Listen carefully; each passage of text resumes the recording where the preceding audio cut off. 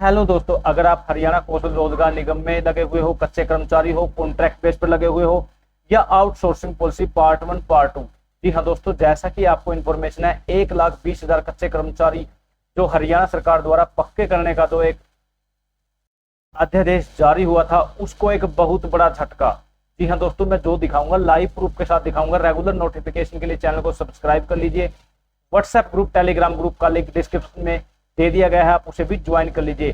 जैसा कि आपको इन्फॉर्मेशन है, आचार संहिता लगी हुई है, लेकिन आचार संहिता में एक बहुत बड़ा धमाका भी हो चुका है। आचार संहिता न्यू लेटर जॉब सिक्योरिटी कच्चे पक्के।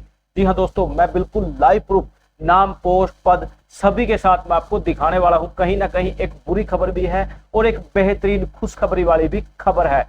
जी हाँ दोस्तों, सबसे पहले मैं आपको दिखाने वाला हूं ये अच्छी खबर, जिस पर मैं ऑलरेडी पहले ही वीडियो बना चुका हूं। यहाँ हरियाणा कौशल रोजगार निगम योजना के तहत लगे कर्मियों को मिली बड़ी राहत। ये आज की ही अपडेट है, आज 24/9/2024 है। अनुबंधित कर्मियों को 58 साल तक की जॉब सिक्योरिटी को लेकर तैयारियां शुरू। CDLU के पास आया प्रदेश सरकार का पत्र। जी हाँ दोस्तों, हरियाणा सरकार के विभिन्न विभागों में अनुबंधित के आधार पर HKN के तहत जो कौशल रोजगार निगम में लगे हुए कर्मचारी हैं, जो उसके तहत सरकार की ओर से चौधरी देवीलाल यूनिवर्सिटी में भी पत्र आ गया है। इस पर काम शुरू हो गया है और जल्द ही यूनिवर्सिटी प्रशासन भी फैसला लेगा। हालांकि नियम सरकार और HKN की ओर से लागू किया जाना है, इसलिए यूनिवर्सिटी स्तर पर केवल एक पत्र को रिकॉर्ड में ही दर्ज किया जाएगा। इस फैसले से कर्मचारियों में खुशी की लहर है। सरकार ने चुनाव घोषणा से पहले फैसला लिया था, HKN तहत विभिन्न विभागों में कार्यरत अनुबंधित कर्मचारी जॉब सिक्योरिटी प्रदान की जाए। इस पर सभी 58 साल तक की कच्चे कर्मचारियों को जॉब सुरक्षा दे दी गई है। जी हाँ दोस्तों, लेकिन बुरी खबर है, मैं वो भी दिखाने वाला हूँ।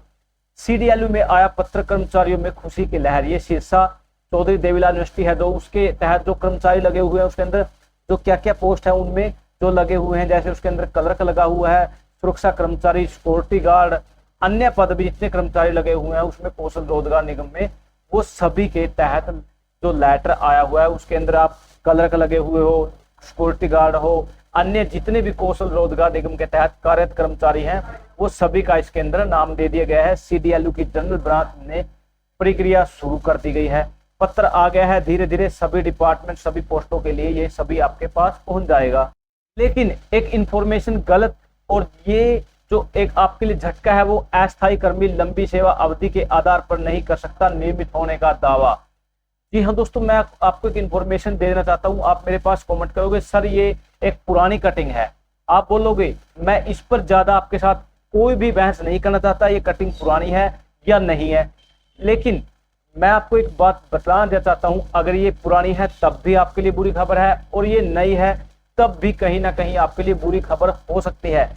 क्योंकि अब विधानसभा का चुनाव है, अगर अन्य कोई भी सरकार आती है तो इस कोर्ट के आदेश को अपने स्थायी तौर पर रखकर वो आपको जो अध्यादेश है वो उसको खारिज भी कर सकती है। लेकिन अगर बीजेपी सरकार आती है तो कहीं ना कहीं इस अध्यादेश को एक साइड में रखने के बाद आपको ये 1,20,000 जो कच्चे कर्मचारी हैं उनको नियमित करने का जो अध्यादेश जारी है, वो आपको 100% बेनिफिट मिलेगा।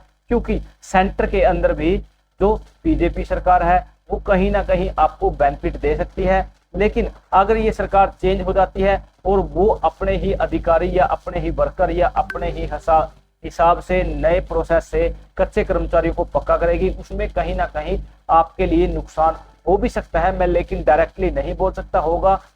पंजाब हरियाणा हाई कोर्ट ने अहम फैसला सुनाते हुए स्पष्ट किया है कि तय प्रक्रिया को पालन करे बिना किसी कर्मचारी को नियमित नहीं किया जा सकता।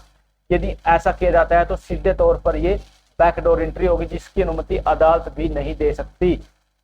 साथ ही लंबी सेवा अवधि के आधार पर अस्थायी कर्मचारी नियमित होने का दावा नहीं कर सकता। हाई कोर्ट के समक्ष national institute of technology Kurukshetra की याचिका सुनवाई के लिए पहुंची थी। NIT ने याचिका में श्रम न्यायाधिकरण के उस अध्यादेश को चुनौती दी थी, जिसके तहत छात्रों की समिति द्वारा अस्थायी तौर पर नियुक्त मैस कर्मचारी को नियमित करने का फैसला दिया गया था।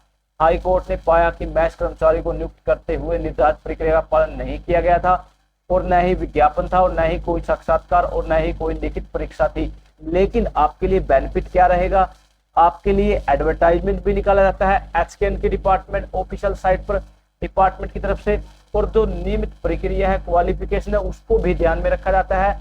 और उसके बाद डॉक्यूमेंट वेरिफिकेशन होती है, और वो सारा प्रोसेस जो एडवर्टाइजमेंट के अकॉर्डिंग होता है वो सारा फॉलो किया जाता है। तो कहीं ना कहीं आपके लिए एक अच्छी खबर है।